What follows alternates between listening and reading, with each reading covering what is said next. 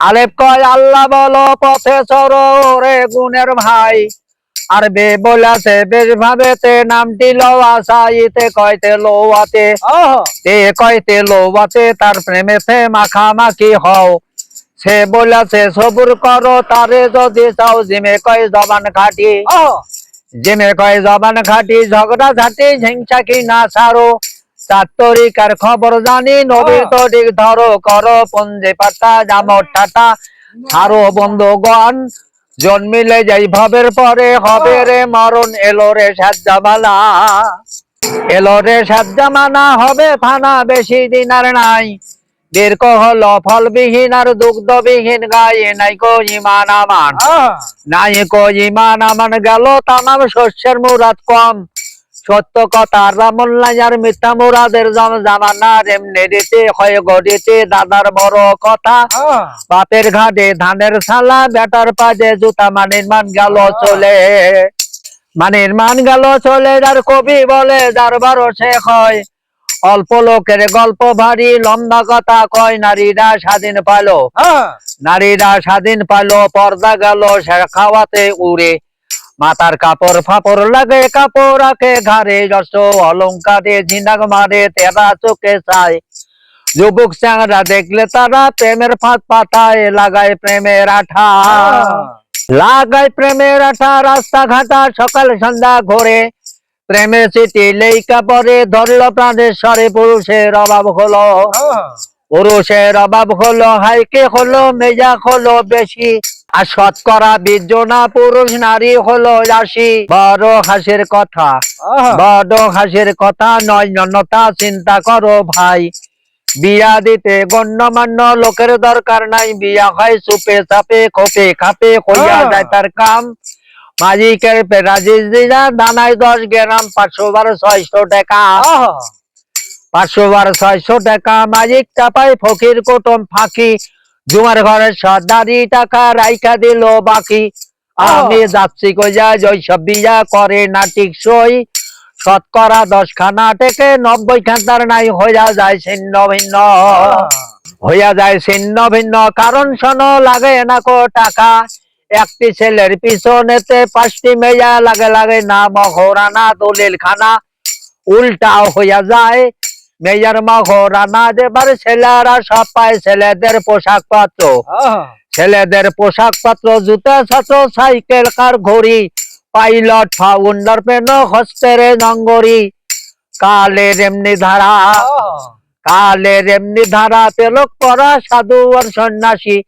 বেশভূষণে ভরা পুরে লোভ লালসা বেশি। ও ভাই মোল্লা পাটি, ও ভাই মোল্লা পাটি জানো খাঁটি শরীয়তের গোড়া।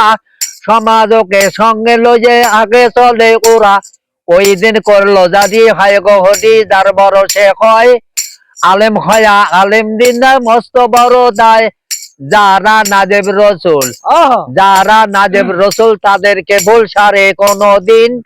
ধর্ম ঘরে চোর ঢুকেছে তলে কাটছে সিং মলবিরা ফতোয়া দিল।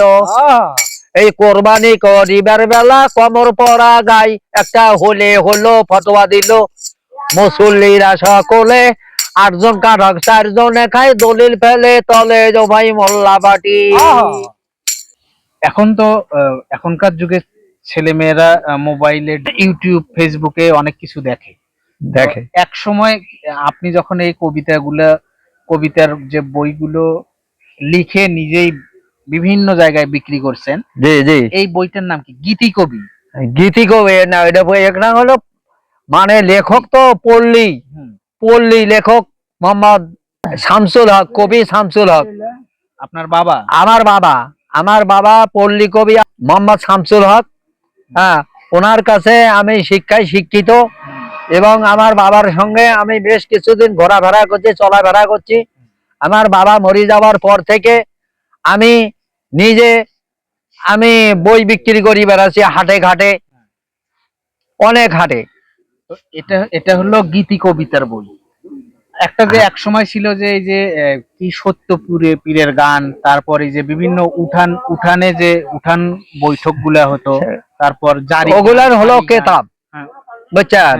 ওগুলার হলো কেতাব, অনেক বড় পালা কেতাব। পালা কিতাব। হ্যাঁ। আর এটা হলো কি 4 পৃষ্ঠার ছোট। হ্যাঁ, এটা ছোট্ট কভার বেস 4 পৃষ্ঠা ছোট বই।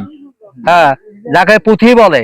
পুঁথি হ্যাঁ, বলে, হ্যাঁ, এই হ্যাঁ, পুঁথির গান। হ্যাঁ, এটা পুঁথির গান। পুঁথির গান, হ্যাঁ, কবিতা। হ্যাঁ, মানে সুর এটা দিয়ে কবিতা ছন্দ নিজেই আবৃত্তি করা ছন্দ কবি। ছন্দ কবি। জি, ছন্দ কবি। এরকম ছন্দ কবি। যে কবি, কবিকারের কথার মিল, বিল বলো চলন বিল, খাইতে মজা হাটের কিল, বুড়া মানুষের চামড়া ঢিল, নিত্য নতুন কোন দাসে আর পাওয়া যায়। আর কোন কবিতা এ ধরনের ছন্দ কবি বলে আর কি। আমি ঢাকা শহরে ঘোরাফেরা করিয়া কিছু জায়গা দিয়া, কিছু জায়গার নাম উল্লেখ করিয়া আমি কবিতা লিখছিলাম, নিজেই আমি লিখছি। বিসমিল্লাহির রহমানির রহিম। কলা বাগান কাঁচামাল রে ভনি নারমেম বাজার, বোঝা যায় না ভাষা তার, শাড়ি নাই তার পরনে, কত নীলা দেখলাম এবার ঢাকার টাউনে। আজাদ বিল্ডিং পাকিস্তান, চইলা গেলাম গুলস্থান, ফিটকড়িরা যাচ্ছে কামান পূর্ব যাদই পশ্চিমে, কামান খানি দেখা পরে ঢুইকা গেলাম মতি ঝিলে, ভিতরে গিয়া দেখছি যে এবার পাইকারি মাল সেখানে, কত নীলা দেখলাম এবার ঢাকা টাউনে। দেশ খেলা রমনারি মাঠ, সাহেবেরা শাহাবাগ, সাহেবেরা বৈশা থাকে দেখতে পাবেন বিকালে, কত নীলা দেখলাম এবার ঢাকা টাউনে। চিড়িয়াখানা মিরপুর, পীরের মাজার অল্প দূর, সিন্নি দেয় ভাইরা তো দিনে যার বাসনা যার মনে, কত নীলা দেখলাম এবার ঢাকা টাউনে। ওই লাখাল পাড়ায় যার মহাখালী, কম ভাড়াতে বাসা বাড়ি, থাকে সে তা মিলামিশি ধনী গরিব ব্যাখ্যানে, কত নীলা দেখলাম এবার ঢাকা টাউনে।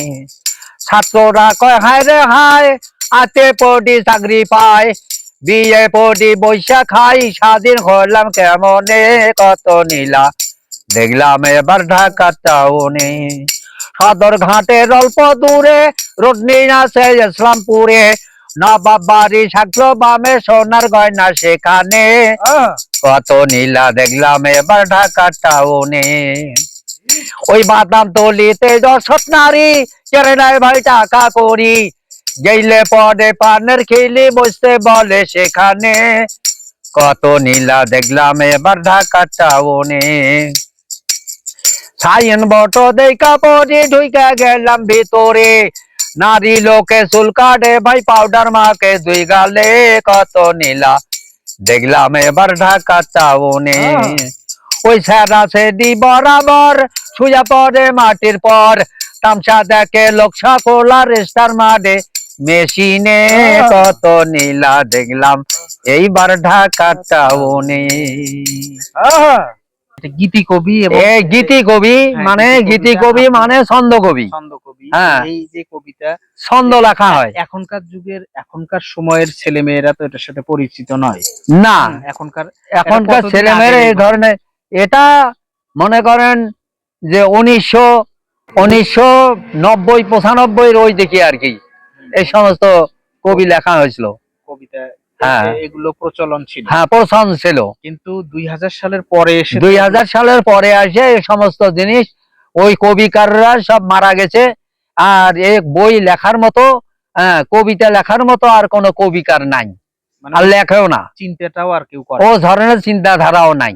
এখন সব মানে আধুনিক, এখন আধুনিক যুগের, এখন হচ্ছে মোবাইলে, মানে এখন সব মোবাইলে যত কিছু চলে আসে, অনেক মোবাইলে দিলেই সার্চ দিলেই পাওয়া যায়, যার জন্য আর নিজের ব্যক্তিগত কোনো আবৃত্তি করার কোনো আর প্রশ্নই আসে না। যে মৌলিক কোনো রচনা করতে অনেকেই আর চাচ্ছে ভালোবাসে না, বাসে না। এই কারণে এগুলো বিলীন হয়ে গেছে। হ্যাঁ, মনে করেন নাই বললেই চলে, বিলীন হয়ে গেছে। তাহলে এই যে আপনার আব্বার যে বইগুলো সেগুলোই নষ্ট হয়ে গেছে, সেগুলা আপনি মারা গেলে তো আর এটার কোনো আমি এই পর্যন্ত আছি, মনে হয় এই পর্যন্তই আমার শেষ। হ্যাঁ, মনে হয় আর এরকম বই লেখার মতো কোনো কবিকার আর পাওয়া যাবে না, মনে হয় না। আপনারা যেমনটি শুনছিলেন যে এই যে মানে পল্লী কবি আনসার আলী, যিনি উনি ওনার বাবার সান্নিধ্যে থেকে এই ধরনের কবিতাগুলো চর্চা করেছেন এবং পরবর্তীতে ওনার বাবার মৃত্যুর পর উনি নিজেই লিখেছেন। তো এখন আপনার এখন বয়স কত? আমার বয়স এখন বর্তমান 74 বছর বয়স। এই যে 74 বছর বয়স, এই পল্লী কবি, গীতি জি। কবি যে আনসার আলী, ইনি মারা যাবার পর মানে এই ধরনের নিজের লেখা কবিতা নিজেই আবৃত্তি করে যে বই বিক্রি করা, এই ধরনের কিন্তু ইতিহাস এখান থেকেই কিন্তু শেষ হয়ে যাবে। কারণ এই যে পল্লী কবি, তার একটা সন্তানও কিন্তু এই কবিতার লাইনে আর আসে নাই। আপনার না, কোনো না। সন্তান এই লাইনে আসছে? না, আমার কোনো ছেলে সন্তান আসে নাই, শুধু আমার বাবার, শুধু আমি, হ্যাঁ, আমি তার 2 নম্বর ছেলে, আমি ছোট্ট ছেলে মোহাম্মদ আনসার আলী।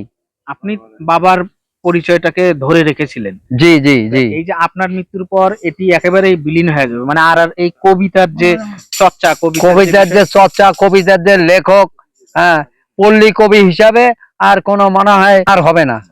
প্রিয় দর্শক, আপনারা যেমনটি শুনছিলেন এই যে পল্লী কবি আনসার আলীর মুখে, যে উনি ওনার বাবার সেই লেখাকে ভালোবেসে, কবিতা বলাকে ভালোবেসে উনি সেটা হৃদয়ে লালন করেছিলেন এবং ওনার জীবদ্দশায় সেটা রেখেছিলেন, জীবিত রেখেছিলেন। কিন্তু বাংলাদেশ থেকে এই যে বিভিন্ন ধরনের কবিতা এবং জারি গান, সারি গান, তারপর সত্যপীরের গান থেকে শুরু করে বিভিন্ন উঠানে যে বাউল গানগুলো হতো এক সময়ের, যে সেই মানে বাংলার যে বাংলার প্রত্যেকটা আনাচে কানাচে কিন্তু এই ধরনের সংস্কৃতি বিরাজমান ছিল। কিন্তু সব এই সংস্কৃতিগুলো আস্তে আস্তে বিলীন হয়ে গিয়ে এখন আধুনিক যে সংস্কৃতি এবং ইউটিউব, ফেসবুকে যে সংস্কৃতির বিদেশি সংস্কৃতি এসে বাংলাদেশের এই ধরনের এই কবি, পল্লী কবি যে আনসার আলী, ইনি বেঁচে আছেন। এনার যে জীবিত থাকতে যে এনার যে ভিতরের একদম মুখস্থ, এগুলোর কিন্তু কোনো